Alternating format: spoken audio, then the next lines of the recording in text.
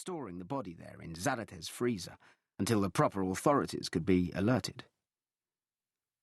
The likelihood was that Juanita, or the Ice Princess, as she was dubbed on subsequent international tours, had been clubbed to death in a ceremony of sacrifice for the god of the mountain. She had been preserved in the ice for 500 years and was in near-perfect condition, apart from a pretty severe head wound. 6 months later, a feature on the Ice Princess appeared in an Ecuadorian national newspaper, and my friend Fabian Morales marched into our classroom at the Quito International School, waving a copy of it in front of him. "Auntie, you have to see this," he said. "They found some 500-year-old Inca girl up a volcano in Peru." My name is Anthony, but as a child I could never pronounce it. I called myself Auntie, and so Auntie is what I became. Just one example of how a perfectly innocent mistake can stay with you forever. "Listen to this," said Fabian. "Before being sacrificed, it is likely that the Ice Maiden was made to fast and to participate in rituals involving the consumption of hallucinogenic drugs and strong drink. Sex too, I bet. And it says here she was only 15. Verena, you'll do.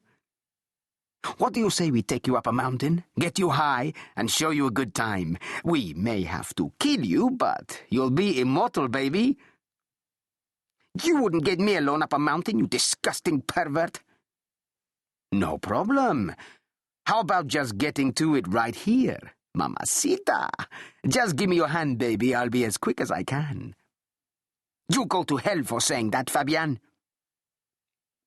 Verena Hermes wore 3 earrings in her left ear, tinted her hair, and doused herself daily in cheap perfume. She was one of our most treasured wet dreams, but Verena's taste was for older men, or so she boasted. And contrary to what we told each other, neither Fabian nor I had ever elicited more from her than crushing words. Unchecked, the discussion might have carried on degenerating for some time, but for now it would have to wait. Our teacher, draped in the regulation corduroy of the British expat, ambled through the doorway, came to rest behind his desk, and exhaled just vocally enough to communicate his wish to bring us to order. Juanita, the Ice Princess, was, for the moment, forgotten. Later that day, as we sat by a basketball court waiting to be fetched from school, Fabian and I considered the discovery more seriously. A pair of snow-capped volcanoes, our own local mountain gods, loomed behind the boxy constructions of the new town. Cotopaxi, peeking coyly over a scarf of cloud and pollution, and Cayembe, tonight refracting a violet splinter of sunset. "We've got to get out there," said Fabian. He practiced a few listless conjuring moves, palming a Zippo in his left hand whilst misdirecting with his right, before pocketing the lighter tersely and sighing, "Everything's being discovered too quickly. If we wait any longer, there'll be nothing left to find." "We can't go to Peru," I said. "Weren't we at war with Peru only a few months ago?" We, by which I meant Ecuador, had been.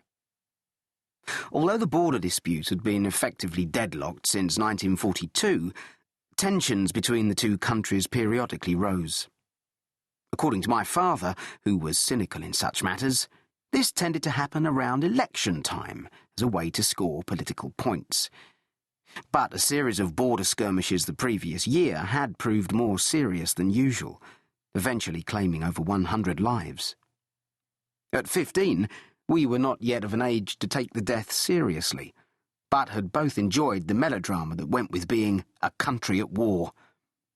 Electricity rationing, anti-Peruvian sloganeering, and even the possibility, however far-fetched, of an actual invasion. "Stop pricking around," said Fabian. His English was perfect, but he had a distinctive habit of swearing by improvising on half-remembered expressions that he'd picked up from cable TV, which sometimes resulted in bizarre